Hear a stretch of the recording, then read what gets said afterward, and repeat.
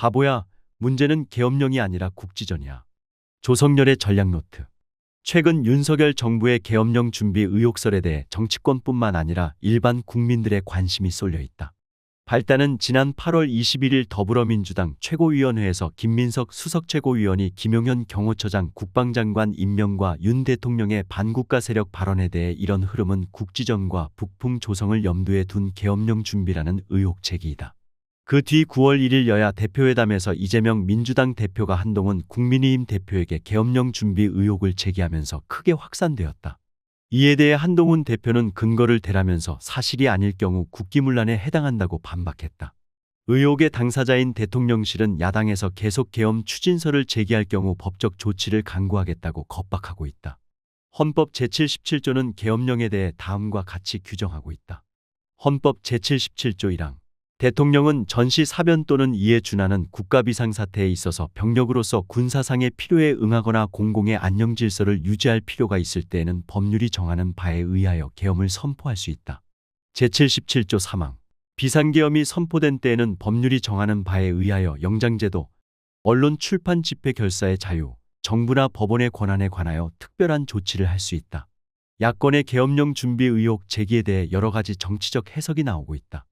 최근에 실시된 대통령 국정수행 지지도에 대한 여론조사 결과는 모두 20%대로서 윤석열 정부가 이미 국정동력을 상실했음을 나타내고 있다. 이에 따라 윤석열 대통령에 대한 국회의 탄핵 소추와 대규모 퇴진운동에 대비해 계엄령을 준비하고 있다는 것이 대표적인 정치적 해석이다.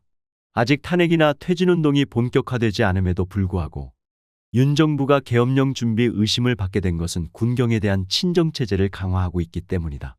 윤 대통령은 행정부 곳곳을 검찰 인맥으로 채웠고 군과 경찰에는 충암고 인맥을 심어놓았다.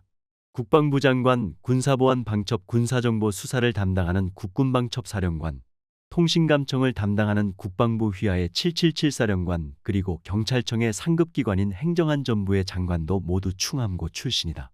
하지만 정작 이 문제를 처음 제기한 김민석 의원은 탄핵과 퇴진운동 대비와 같은 정치적 요인보다는 국지전과 북풍의 조성이라는 안보적 요인에 초점을 맞추고 있다.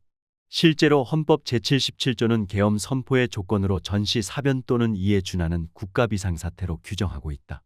따라서 김민석 의원을 말대로 북한과 국지전이 벌어지면 이를 근거로 윤 대통령이 계엄령을 선포할 수 있게 된다.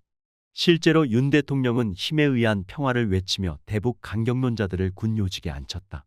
원점 지원 세력 지휘 세력 타격을 내세웠던 대북 강경파 김관진 전 국방장관을 국방혁신위 부위원장에 임명했고, 즉 강 끝을 내세우며 북한군을 회복불능 수준으로 타격하겠다고 공언한 신원식을 국방장관에 이어 국가안보실장으로 임명했다.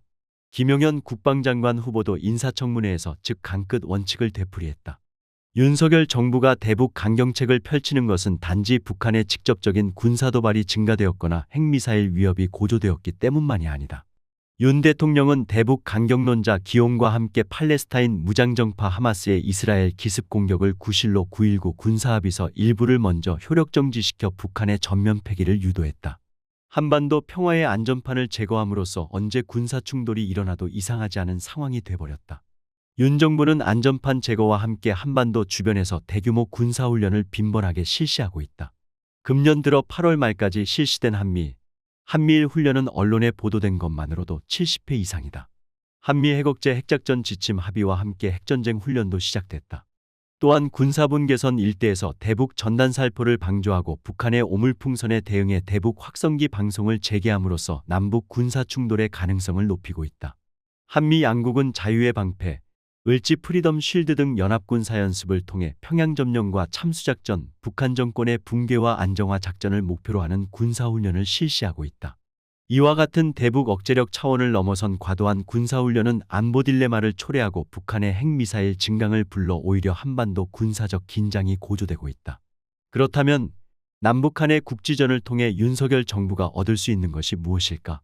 그것은 계엄령 선포로 야당과 시민단체의 언론 출판 집회 결사 자유를 통제해 국정 장악력을 높여 정치적 목표를 달성하려는 의도와 함께 북한 군부에게 타격을 가해 김정은 정권의 기반을 흔들려는 안보 전략적 측면도 있을 수 있을 것이다.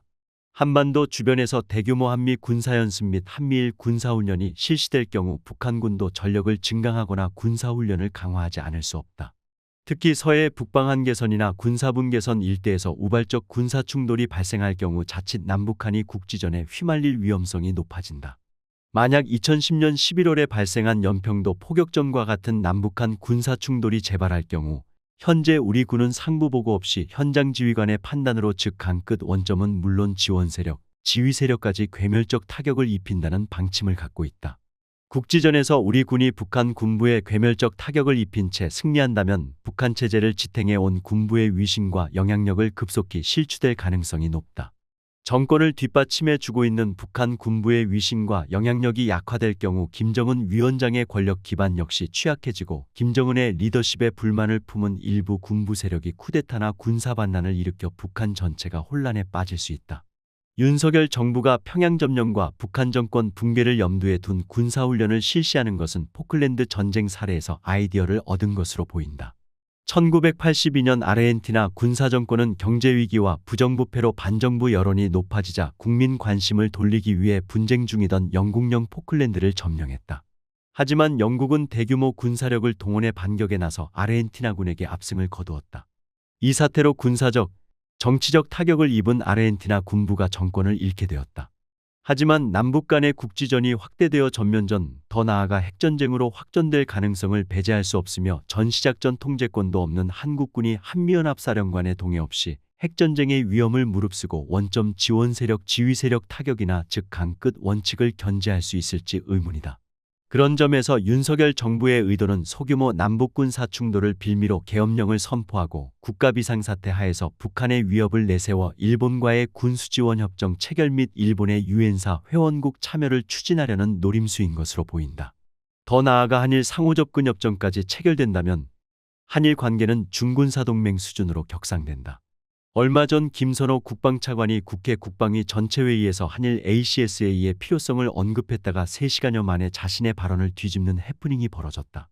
2015년 10월 한민구 국방장관이 일본 자위대가 북한 영토에 들어갈 땐 한국 정부의 동의를 얻어야 한다고 말하자 나카타니 방위상이 대한민국의 유효지배 영역은 휴전선 이남이라며 북한 지역에 대한 한국의 영토국권을 부정하는 바람에 ACSA 추진이 무산된 바 있다.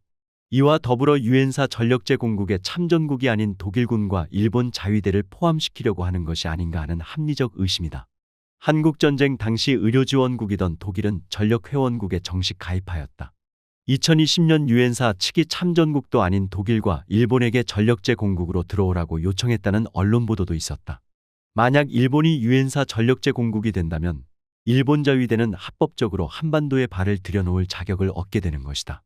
이와 같이 미국이 추진하는 한일 ACSA와 일본의 유엔사 회원국 참여가 이뤄진다면 다음 단계는 이른바 RAA를 한국과도 체결하려는 것이다.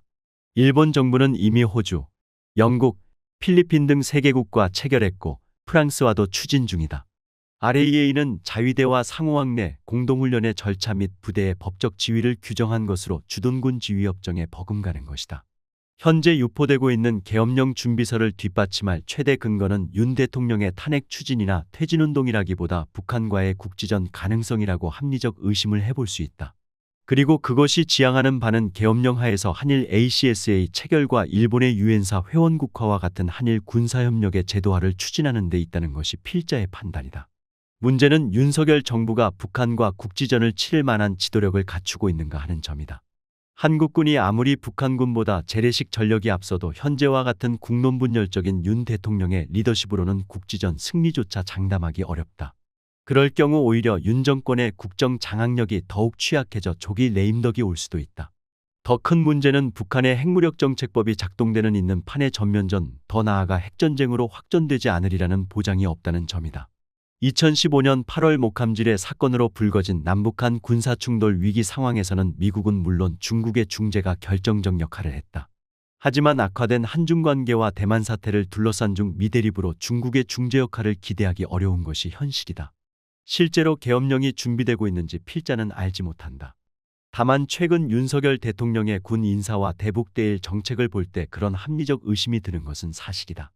이 모든 계엄 의혹설은 윤석열 정권이 자초한 것이다.